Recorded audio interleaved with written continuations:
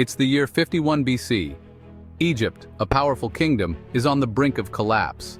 The Ptolemaic dynasty is riddled with internal conflict, corruption, and looming threats from the expanding Roman Empire. In the midst of this chaos, a young and ambitious woman rises to power, Cleopatra VII, the last pharaoh of Egypt. Unlike the rulers before her, Cleopatra wasn't just content with sitting on the throne. She was a visionary, fluent in multiple languages, and a master diplomat. But her path to power was fraught with challenges. At just 18 years old, Cleopatra was forced into a precarious co-rule with her younger brother, Ptolemy XIII. But Cleopatra wasn't one to be overshadowed. Determined to rule alone, she would stop at nothing to secure her place on the throne. Betrayed by her own advisors, Cleopatra was exiled from Alexandria. But instead of conceding defeat, she planned a daring comeback. And her opportunity came in the form of one of the most powerful men in the world, Julius Caesar. Cleopatra knew she needed an ally to reclaim her throne, and she was willing to risk everything to win Caesar's favor. In a bold move, Cleopatra had herself smuggled into Caesar's quarters rolled up in a carpet. The gamble paid off.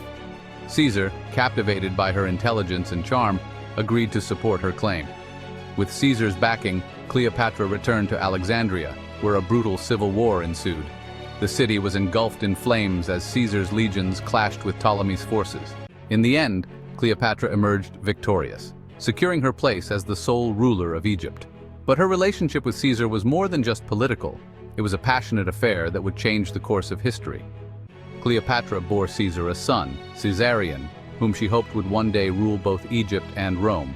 But fate had other plans. As Caesar's power grew in Rome, so did his list of enemies. In 44 BC, Julius Caesar was assassinated by his own senators, leaving Cleopatra's dreams shattered. With Caesar dead, Cleopatra found herself in a precarious position once again. The Roman Empire was now divided between Caesar's loyal general, Mark Antony, and his ambitious rival, Octavian. Cleopatra knew she needed another powerful ally, and this time she set her sights on Mark Antony. Their meeting was legendary. Cleopatra, ever the strategist, arrived on a golden barge adorned with purple sails and surrounded by musicians. Antony was instantly captivated, but their relationship was far more than a romantic affair. It was a strategic alliance aimed at securing power. Cleopatra and Antony became inseparable. Together they ruled over vast territories, blending the wealth of Egypt with Rome's military might. But their love and ambition made them enemies of Octavian, who saw them as a threat to his control over Rome. The stage was set for a confrontation that would decide the fate of Egypt. In 31 BC, Octavian declared war on Cleopatra and Antony, framing them as traitors to Rome. The final showdown took place at the Battle of Actium. Cleopatra and Antony commanded a powerful fleet, but Octavian's forces were relentless. As the battle raged on, Cleopatra made a fateful decision. Seeing that the tide was turning against them, she ordered her ships to retreat. Antony, believing Cleopatra had betrayed him, was thrown into despair. The battle was lost, and with it, the hopes of securing their empire. Antony, devastated by the loss, took his own life. When Cleopatra learned of his death, she knew her fate was sealed. Octavian was closing in, and capture meant humiliation and being paraded through the streets of Rome as a prisoner. But Cleopatra was not one to bow to her enemies. Determined to avoid a fate worse than death, she chose to end her life on her own terms. According to legend, she allowed a deadly asp, a venomous snake, to bite her.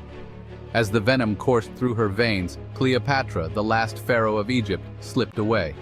When Octavian's forces arrived, they found Cleopatra dead, adorned in her royal robes. With her death, Egypt fell under Roman control, marking the end of a 3,000-year-old civilization. But even in death, Cleopatra's legacy was far from over. Cleopatra's story didn't end with her death. For centuries, historians have debated her true legacy. Was she a ruthless seductress who brought down an empire, or a brilliant strategist fighting to protect her kingdom? Recent discoveries have unearthed clues about Cleopatra's secret plans to secure her dynasty's future.